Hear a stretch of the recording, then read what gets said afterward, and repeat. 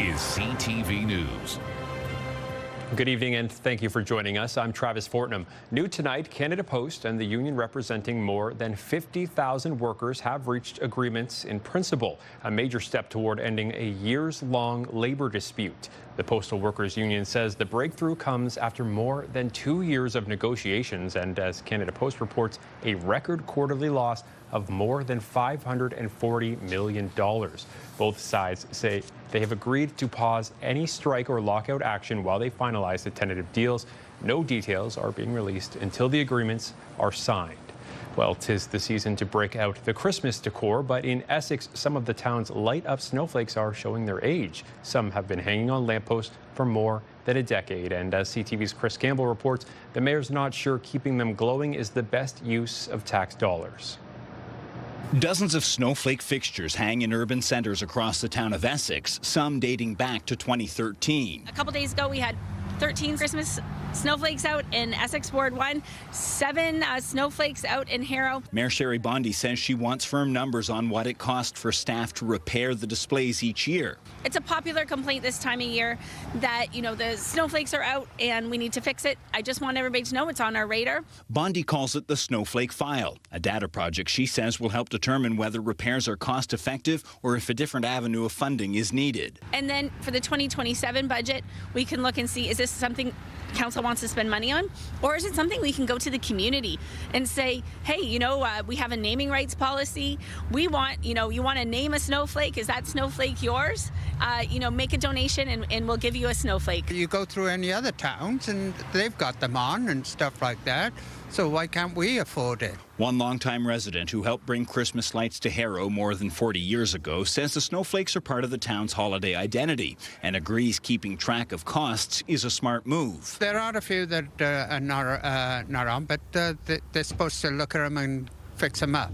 So that would be good. But yeah, it's a good idea. Other residents tell CTV News the decorations brighten up the community and say they support the town reviewing what it spends each year. When you go through the town, it's pretty sharp looking, but I mean, when it comes to money, that's I'm kind of like to watch that too a bit. I mean, I'm for that, watching where the money goes. Yeah.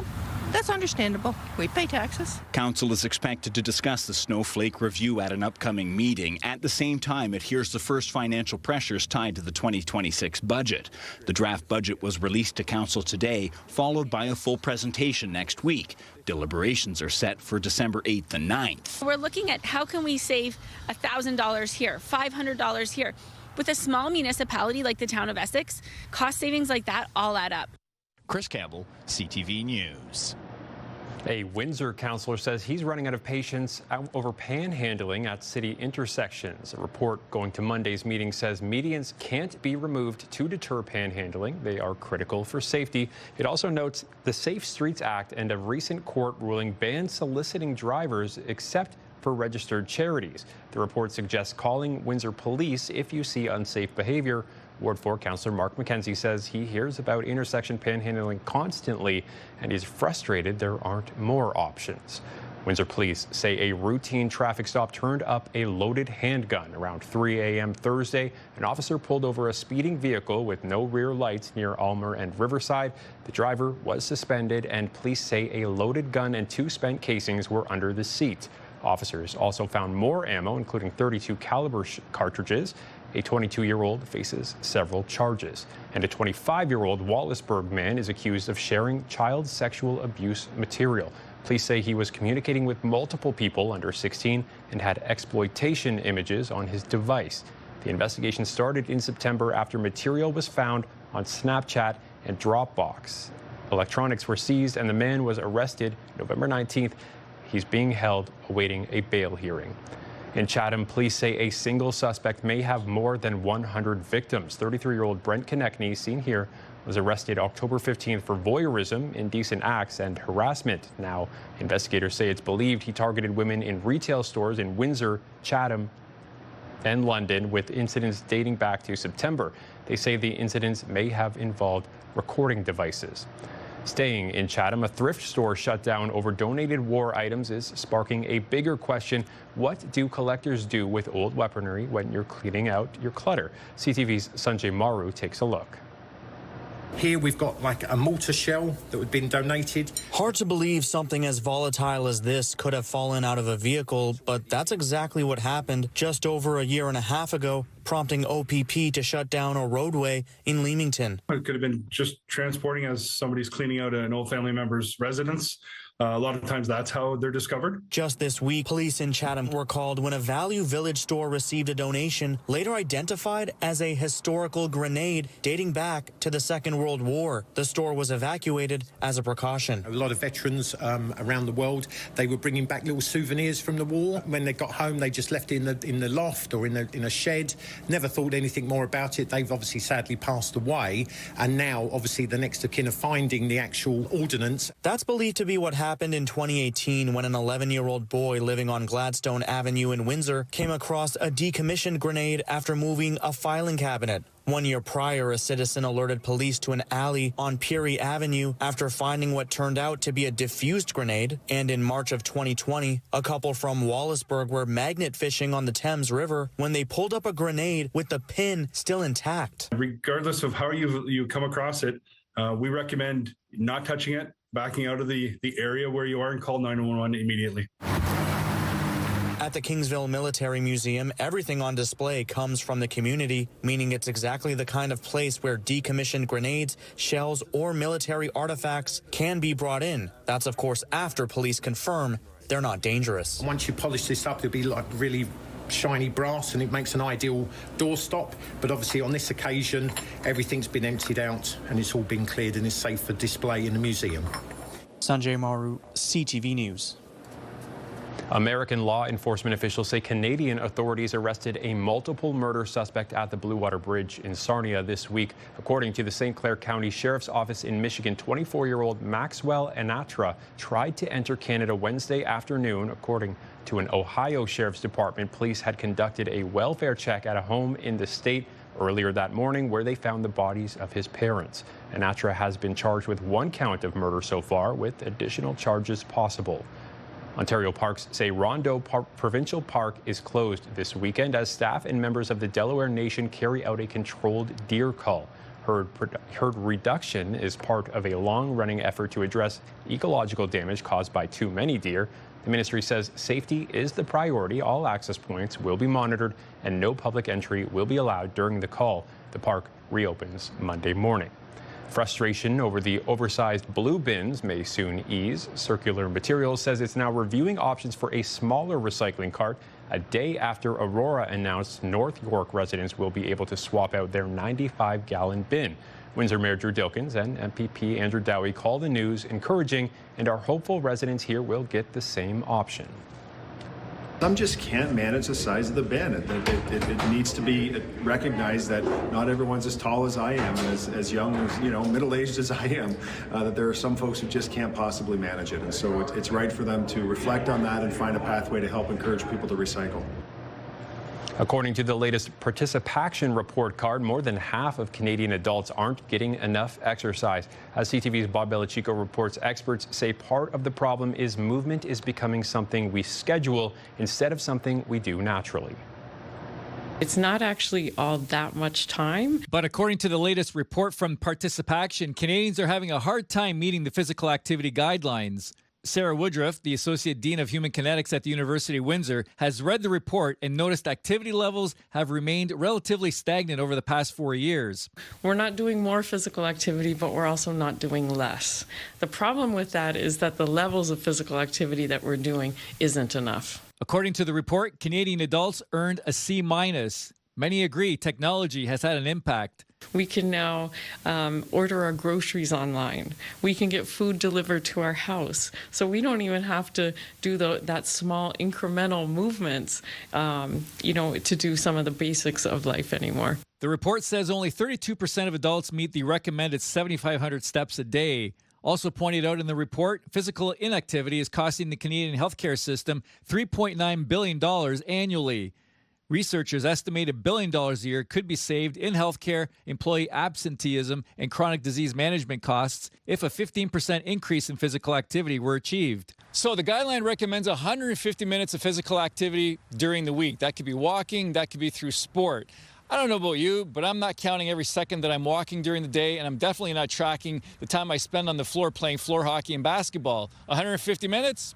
Sure. I think the first thing for people to do to get to 150 minutes is forget about it being 150 minutes. I always like to break things down, make it smaller. Tony Smith, owner of Garage Gym, says taking breaks during the workday is good, so is playing with kids. But having the dogs, too, they're a great incentive to just, like, get out there and get some fresh air.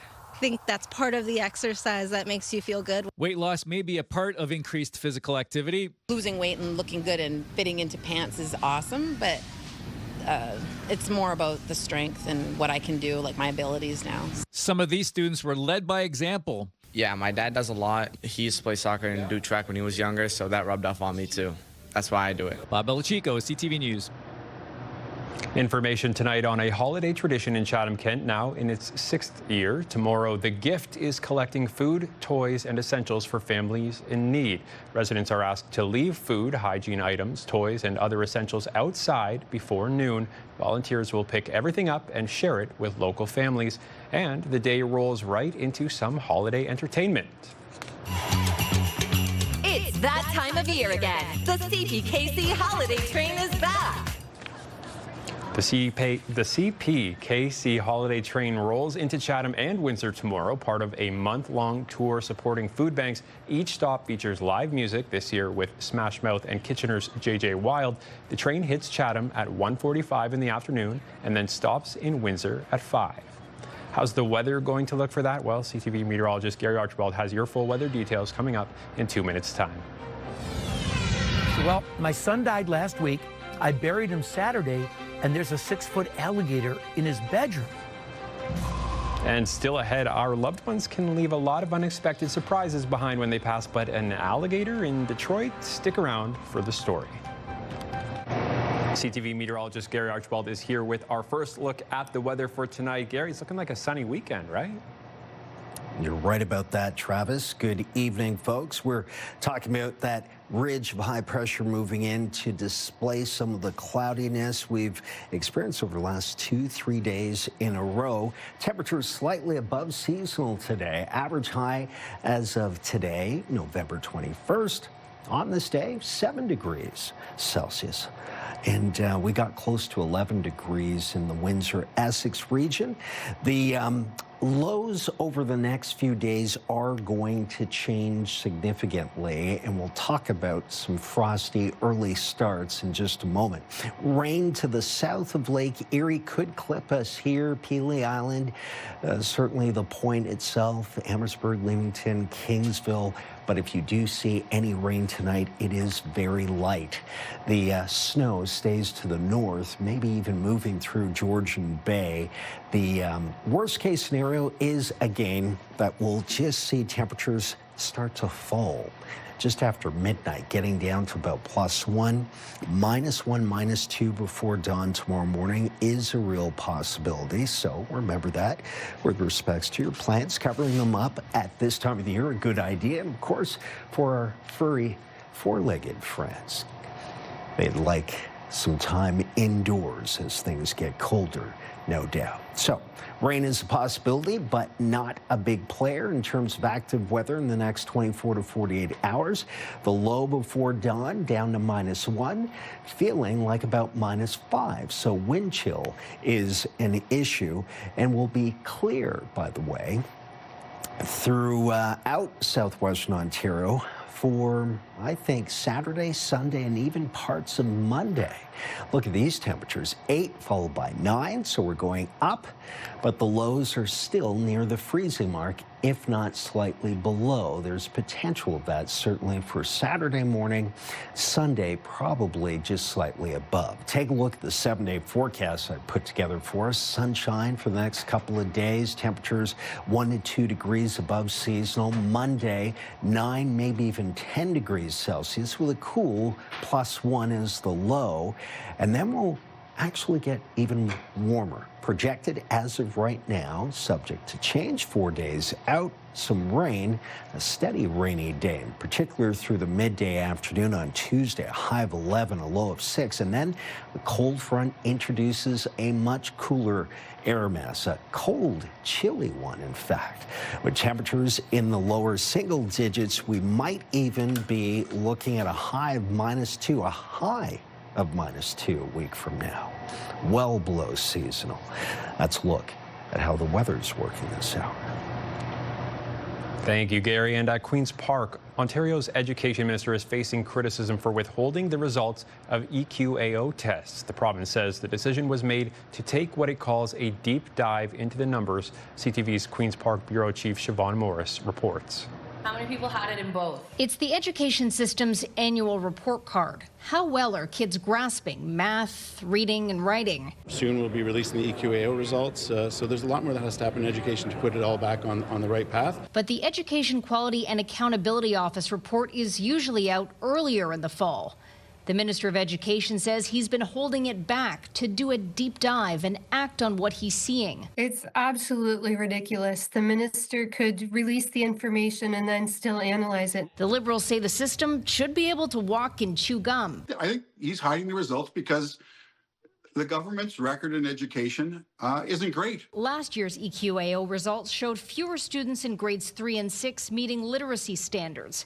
Math scores were steady or slightly improving, but still low. It's actually most importantly for kids, their educators, and their families so they can get the help that they need, if they need it, to learn. The opposition calls this holdback part of a government pattern. They do not think they need to be transparent with parents or with educators.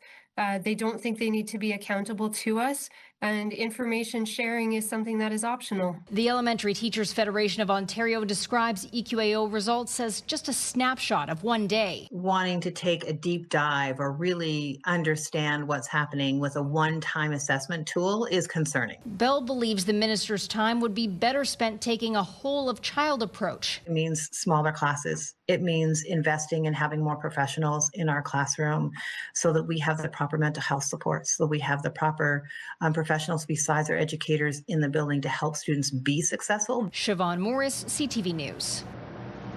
In BC, the hunt is still on for a grizzly bear after it attacked students and teachers on a trail in Bella Coola Thursday. With more, here's CTV's Kamal Karamali.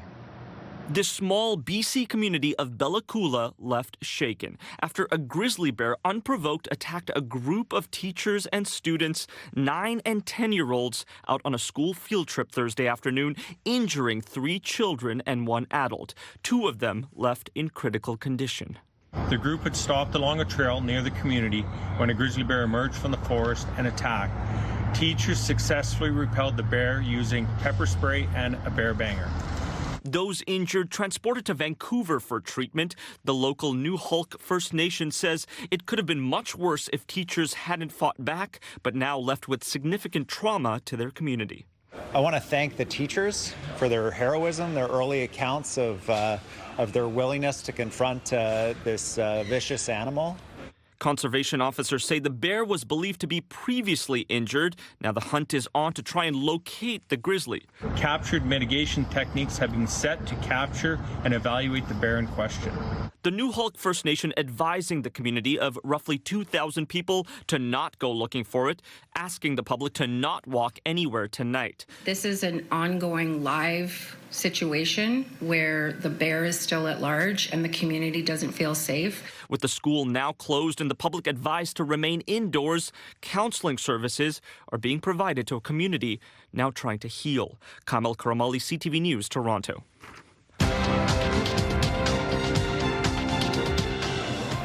Canada's main stock index closed higher on broad-based gains. The TSX rose over 250 points, while in New York, the Dow was up almost 500 and the Nasdaq gained close to 200. The dollar was off 1/10 of a cent. Gold jumped $19.50 an ounce, and oil was down 94 cents a barrel. Cans for a Cause is back for its 22nd year. Join us as we broadcast live from Devonshire Mall. We'll be collecting cash and non-perishable food items for the Society of St. Vincent de Paul. We need your help, generosity, and goodwill. Visit us online for more information. CTV News Windsor has launched a newsletter helping you start your day with the latest local news. By signing up, you'll get direct local content straight from CTV Windsor to your inbox, including top stories, the forecast, and videos. You can sign up at ctvnewswindsor.ca. Canadians are expected to take full advantage of Black Friday deals this year. A holiday shopping survey by Retail Council of Canada and Leger finds most people plan to spend nearly $1,000 on the holidays this year. 84% of respondents say Black Friday is their most important shopping day, and more than half start researching 1 to 3 weeks in advance. We're north of 40% now in terms of holiday sales being done on mobile phones, and it allows you to sort of look quickly and compare different things. So, you know, some retailers like Amazon have special days where certain items are only available on their app. They also have Rufus, which is an AI that can help you shop. So we're seeing more Canadians buy on mobile over the last 5 to 10 years. 86% of respondents said they plan to shop close to home, with 84% hoping to buy Canadian. But the survey said price remains the #1 decision driver ahead of brand loyalty or location. For Christmas tree growers, this is usually the most wonderful time of the year, but trade uncertainty with the U.S. appears to be driving down sales this holiday season. CTV's Paul Hollingsworth has more. For Christmas tree growers, this is always the busiest time of the year. Freshly cut trees are sold and shipped in time for December 25th. However, there are warning signs the industry could have a tough December. The business is going to take a huge hit. Colin Hughes ships more than 150,000 trees across Canada and around the world. His usual exports to the U.S. are down roughly 50% this year. Down the eastern seaboard especially, there's I would say a nervousness. According to Hughes, the trade war between Canada and the U.S. has pushed customers away from purchasing his trees. General census that I was getting, and in fact, some of them said, like, we can buy $300,000 worth of trees from you, which is great, but if a tariff comes on to them the last minute, it costs us an extra $50,000 in tariff, that's our profit. The Christmas tree industry represents big business in Nova Scotia, generating more than $50 million in revenue while supporting thousands of jobs. University professor Dan Shaw says American customers are likely managing risk during a time of economic uncertainty. People act not necessarily always on data, but on perception, and having instability of those relationships impacts people's purchasing decisions. Colin Hughes says a drop in Christmas tree sales to the U.S. will impact his bottom line, but there is possibly some good news. If fewer trees are sold in the U.S., more trees could be available for sale here in Canada. Orders are down this year, so there should be a surplus of trees locally. Hughes hopes tree prices in Canada will stay the same as last year, with a greater variety for shoppers to choose from, which could help boost his business. Paul Hollingsworth, CTV News, New Ross, Nova Scotia. Discussion here at Windsor City Hall. Windsor's top stories. A major project is about to get underway. Breaking news alerts. Severe weather is a possibility. And watch live. Good evening, and thank you for joining us. Download the CTV News app.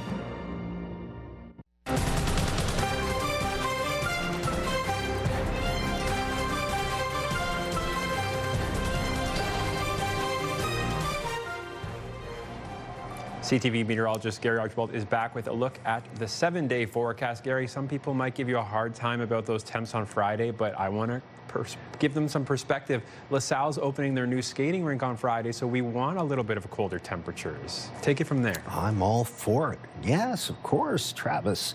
Ice skating. I love pond hockey growing up with it, so I actually love when things get colder. And if you're skating outdoors, just wear the extra layers. You'll have fun.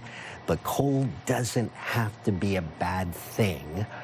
Of course, there are some exceptions to the rule. We're not that cold this weekend. In fact, temperatures up a degree, maybe even 2 above seasonal for the daily maximums. Then we'll certainly look at some rain. I think Tuesday's a soggy day, up to 11. But look at Wednesday, Thursday, Friday. Progression, getting colder, lower single digits, and then minuses for lows. Even the high a week from now projected, a high of -2. Very chilly day, well below seasonal. We'll talk about this polar vortex issue and how it could influence the weather as we head into December.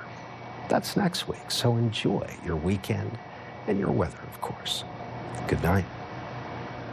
Thank you, Gary. Finally tonight, a Detroit woman made an odd discovery after burying her son earlier this month. She went into his room and discovered an alligator living in there. NBC's Lauren Kostick has the wild story and spoke with the rescuer who removed the animal.